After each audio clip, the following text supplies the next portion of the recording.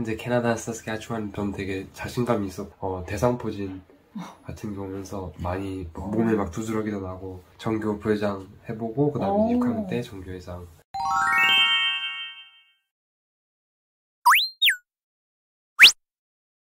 먼저 자기소개 부탁할게요. 네, 안녕하세요. 저는 현재 캐나다 사스캐추완 North Battleford Comprehensive High School에 다니는 10학년 이루환입니다.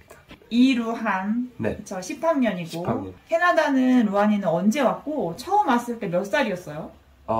지금으로부터 약 3년 전 정도에 왔고요. 그리고 2020년 2월이니까 이제 한창 코비드가 시작했을 때 그때 딱 저희 가족 전체가 캐나다로 오게 됐거든요. 한국에서 6학년을 졸업하고 여기 왔는데 학기 시스템이 다르기 때문에 7학년 2학기로 바로 입학을 한 거네. 네, 그렇죠. 그게 한국에선 이제 3월 학기를 기준으로 해서 1년 동안 다니다가 이제 제가 2월 달에 온 거기 때문에 근데 또 이제 캐나다는 이제 9월 학기 이제 하는 거기 때문에 이미 제가 왔을 때는 제가 이제 7학년에서 이미 반 학기가 지나가고 있었고 그래서 저는 다니면서 딱 6개월 정도 다니고 이제 바로 다음 8학년으로 넘어갈 수 있었던 것 같아요. 6학년을 졸업하고 여기 와서 3년이 지났는데 지금 고등학교 1학년. 네. 그치. 그러니까 6개월 정도를 그냥 공부 안 하고 얻은 셈이네. 그죠. 공부하고 얻은 셈. 되게 좋다. 네. 한국에서 캐나다에 간다고 했을 때 이제 엄마 아빠가 우리 캐나다에 간다 이렇게 말했을 거 아니야. 네. 얼마 전에 알려주셨어?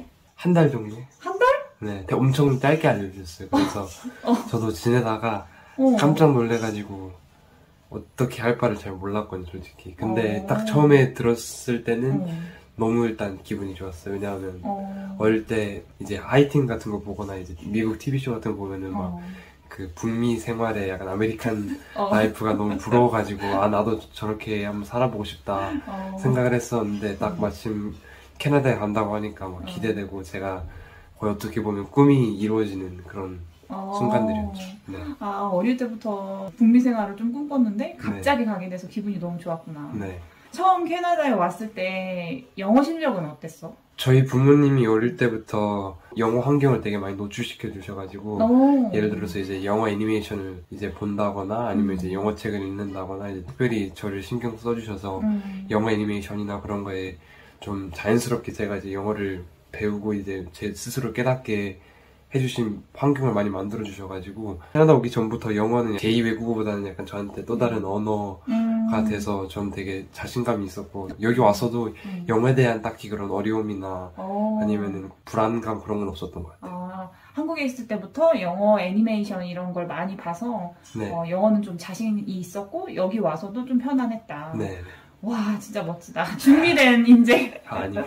그래도 한국에서 그냥 애니메이션에서 뭐 천천히 말해주는 거? 그런 거랑은 다르게 학교에 갔을 때 영어가 막 선생님들 너무 빨리 하고 이랬을 텐데 긴장되진 않았어? 학교 처음 갔을 때? 처음 갔을 땐 조금 어떨까 약간 긴장 반, 기대 반 이렇게 해서 갔는데 생각보다 애들이 다 친절하게 대해주고 선생님들도 천천히 말해주시고 하셔가지고 그런 부분 되게 좋았던 것 같아요. 사스카추안에 살기 전에 다른 데서도 살았었잖아. 네. 어디서 살았었지? 처음 여기 캐나다 왔을 때는 이제 BC, 이제 브리티시 콜롬비아라는 곳에 가서 이제 처음 이제 약 한 달 동안은 이제 코키툴럼이라는 도시에서 머물다가 이제 랭리라는 곳으로 이사를 가게 됐고, 그다음 거기서 한 반년 정도 지내다가 이제 그 바로 다음 도시인 그 서리라는 곳에서 약 한 1년 정도 살다가 여기로 오게 된 거예요. 그랬구나. 네. 랭리에 살다가 서리에 랭리에서. 살다가 네. 그다음 지금 베르포드까지 네. 오게 됐네. 네.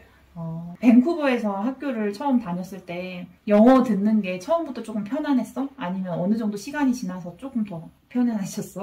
편안하긴 편안했는데 그래도 이제 제가 배웠던 그런 영어랑 그다음에 여기에 대해 실제로 쓰는 일상생활 영어 같은 건 조금 다른 부분이 있더라고요. 특히 이제 미국이나 영국에 비해서 캐나다도 또 캐나다 나름의 이제 말과 또 유행어 그런 게 있기 때문에 그런 유행어나 이제 단어 같은 경우에서는 좀 시간을 가져야 됐던 것 같아요. 여기에서만 쓰는 그런 표현들에 네. 익숙해지는데 조금 네. 시간이 걸렸다. 네. 어느 정도 됐을 때 그게 좀 익숙해졌던 것 같아? 그냥 하다 보니까 자연스럽게 친구들이랑 지내고 친구들이랑 말을 되게 많이 했던 것 같아요. 그러니까 자연스럽게 이건 이렇게 하는 거구나 이렇게 스스로 많이 친구들 덕분에 많이 깨우쳤던 것 같아요. 내가 듣기로는 루안이는 한국에 있을 때 전교 회장 출신이라고 들었어. 아, 네. 초등학교 6학년 때 전교 회장으로 1년 동안 했었던 거야? 네네. 5학년 때 이제 전교 부회장 해보고 그 다음에 6학년 때 전교 회장 감사하게 하게 되었어요. 그러면 2년 동안 그렇게 임원으로 일을 했었네.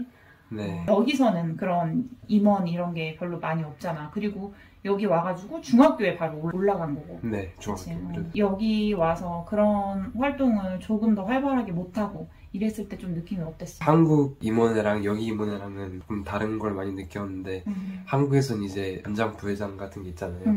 그래서 거기서 되게 한국은 되게 조직적이고 대표들이 있고 이런 시스템인데 캐나다 학교들은 이제 오히려 선생님만 좀 많이 의존하는 스타일이고 학생들이 이제 동등한 레벨에서 뭐 물론 대표들도 있지만 그런 대표들의 역량이나 그런 활동들이 굉장히 낮은 것 같아요. 오히려 선생님이 더 많이 책임지고 지도를 하시는구나. 네, 전체적으로 선생님이 다 주관하시고 이제 학생들은 그냥 같이 따라가는 그런 부분이.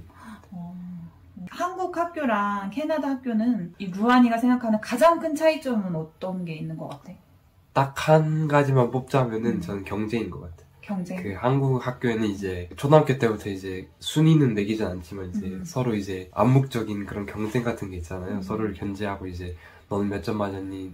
너는 어떻게 했니? 이렇게 하면서 부모님들 되게 애들 비교하고 좀 많이 힘들게 하긴 하는데 그리고 또 이제 중학교, 고등학교 가면 이제 전체 성적 같은 게 있잖아요. 이제 학교 순위도 있다 보니까 학생들이 되게 많이 스트레스 받는데 여기는 그런 한국에 비해서 경쟁 자체가 많이 없고 서로를 일단 도와주고 협동해가지고 같이 만들어 나가는 분위기가 가장 큰 것 같아요. 그래서 학생들 간의 관계가 되게 서로 좋고 서로 경쟁 라이벌이라고 생각하기보다는 이제 같이 공부하는 한 사람으로서 같이 도와주고 또 같이 발전하게 노력하는 게 캐나다 학교의 가장 큰 차이점인 것 같아요. 한국에서는 혹시 루안이 학원 다녔었어? 어릴 때는 학원 안 다니다가 이제 저학년에서 이제 고학년 올라가는 그 시기부터 이제 예체능 쪽 피아노 학원이나 이제 태권도 학원 그러니까 주로 한국 학생들이 많이 다니는 그런 예체능 학원들을 많이 시도를 해봤고 그 다음에 이제 진짜 학업적인 영어는 5, 6학년 되면서 조금씩 들어갔던 것 같아요. 그런 것도 이제 그냥 우리가 아는 한국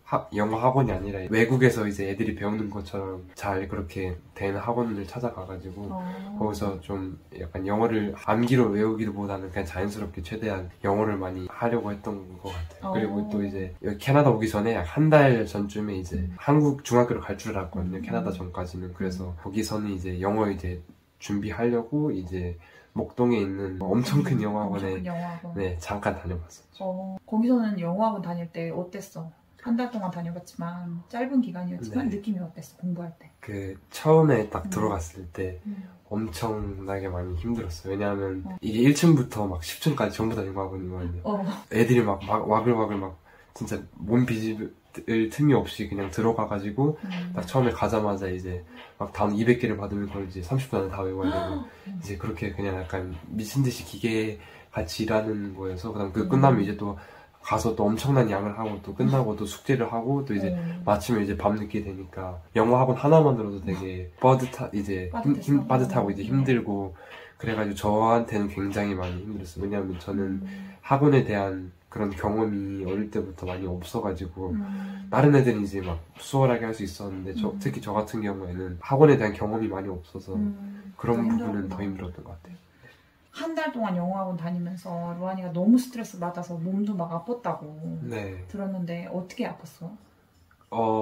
처음엔 그냥 잘 버텨낸 줄 알았는데 이게 제가 생각했던 것보다 더 크게 스트레스 와가지고 그리고 좀 들어간 반이 좀 다 애들이 잘하는 반이고 또 레벨이 높았구나. 네, 레벨이 높은 반이어서 그래서 다들 잘하고 하니까 저도 이제 잘하고 싶은 마음에 따라가려고 했는데 이제 제가 한국 영어 아까 말씀드렸다시피 한국 영어학원은 다녀봤자 이제 외국에서 배우는 것처럼 배우고 한국식 영어를 아예 배운 적이 없다 보니까 한국에서 가르쳐주는 그런 문법이나 아니면 단어들 그런 거를 저한테 많이 어플라이하는 게 좀 많이 힘들었던 것 같아요.